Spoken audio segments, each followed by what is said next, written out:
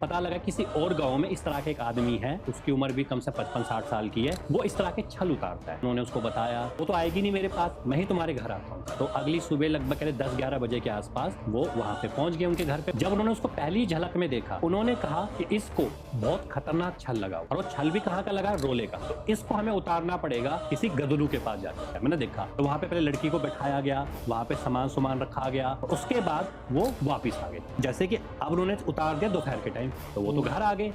तो उसके वहीं पर ही तीन लड़के थे वो मछलियां पकड़ने के लिए गए थे उस गदनू में मछलियां पकड़ने के लिए गए हुए थे। तो उन तीनों ने देखा वहाँ सामान सा रखा हुआ है, मटका रखा हुआ है, दिया रखा हुआ है। तो अब लड़के थे, अब लड़के होते हैं जैसे उसमें कोई 21 साल का रहा होगा, कोई 23 साल का रहा होगा, कोई 25 साल का रहा होगा। अब उन्हें शरारत सूझी, साथ होती है भाई, पूरे गदनों के सामने चीज रखी हुई है। तो उन्होंने क्या किया, एक लड़के ने उसके ऊपर बाथरूम कर दिया, मटके पे कर दी। अच्छा, वहां पे बाथरूम कर दी उसने।